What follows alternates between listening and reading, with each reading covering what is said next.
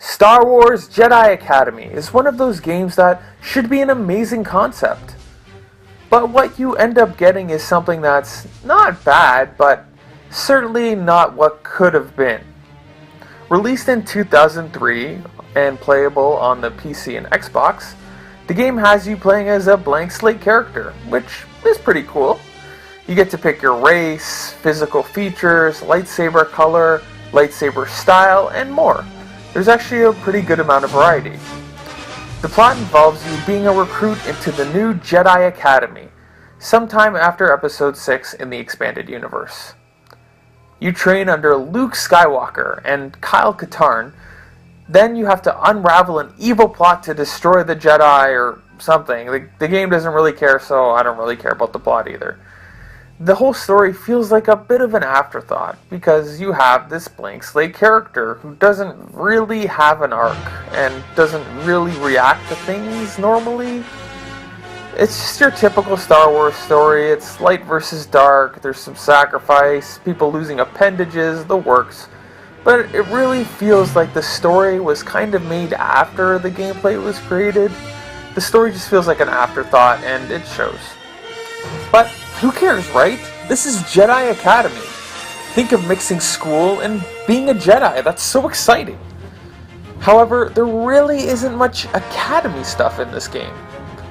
I know, that's a weird thing to complain about, not getting to do enough school stuff, but what's always so fascinating to me about Star Wars is the concept of the Jedi, their philosophy, and how they live their lives. Sadly, you don't get to see much of how a Jedi develops, how they train, how they learn their powers, and really you just don't see much.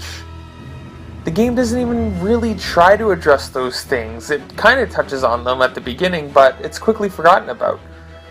Instead, you kind of just do the typical Star Wars things of just going through missions, slowly becoming more powerful, and you move on to the next mission with a tad bit of main plot throughout. I just thought a lot more could have been done with the concept of a Jedi Academy in terms of lore and making you really feel like a student at this academy, but I'm pretty disappointed with what I got. How about the actual gameplay? Well, that fares a little better.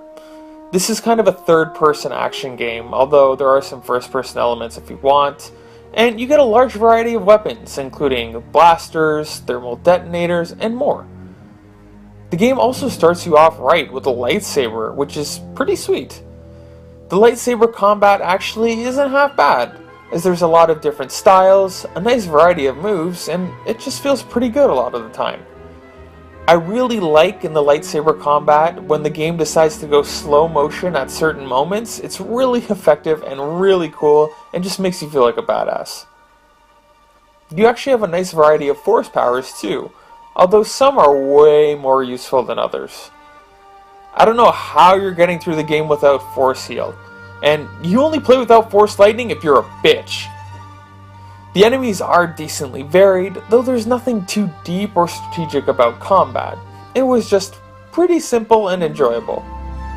The enemy AI was hot garbage though, hilariously bad at some points, and it's actually really entertaining now more than a detriment. The missions are actually decently varied. Some are typical running guns, some have you looking for bombs to disarm, sometimes you're going to have to save hostages from rancors, and then at one point it gets really varied, where you run around this small map and you have to find these parts for your ship while avoiding getting instantly killed by the resident creatures. Or another where you control one of these horribly controlled land speeders to save the day. Seriously, I don't know if the controls are bad or I suck, but I hated this level. I was surprised that there was actually decent variety here, and that really helped the 15 hours or so go by. There were other small touches that I really appreciated, like the lightsabers cutting the wall if you walk by, or the fact that the lightsaber could actually get knocked out of your hand in combat and you had to go pick it up, which was really cool and kind of a throwback to the movies. Overall, the gameplay is decently fun if you're a fan of the series, but it's nothing really groundbreaking or really amazing, or at least what I was expecting. There's another major problem though, and that's the controls. I played the PC version, and I started playing on the keyboard at first, which was a mistake because there's a lot of inputs. I remember accidentally chopping down people I'm supposed to escort through the game more than once. Yeah, that'll be awkward to explain to Master Skywalker. But the controls really do feel quite clunky, even when I switched over to a USB controller. Especially when the game expects you to platform. Ugh. The camera wasn't all that awful at least, but basically the controls just take some getting used to and they never felt really fluid. Though this is an older game, so I really shouldn't be complaining too much about that. The graphics in the game are decent for 2003. I get kind of a Tony Hawk Underground vibe from it, and also from the cutscenes especially, which always have these kind of awkward pauses, and the character models kind of have these blank dead stares and kind of these awkward overdramatic gestures. It's pretty awkward looking now, but it's nostalgic at the same time. The locations seem pretty faithful, as there's a nice variety to the places you visit. You get to drop by Hoth, Tatooine, and a bunch of other cool locations that I've never heard of or can't even pronounce. The music is pretty good as well. It sounds very Star Wars, and the sound effects were especially faithful as well, and that's key to any Star Wars game. The voice acting was surprisingly decent too, as you'll definitely recognize some of the talent behind these characters. To conclude, Jedi Academy is a solid title, though I think they could have done a lot more with the idea. I hope Disney somehow finds it in their cold, dead corporate hearts to come back to this concept and give it the justice it deserves. Though, let's be honest, they're making great money just popping out blockbusters every other day or so I really doubt they're going to listen to this.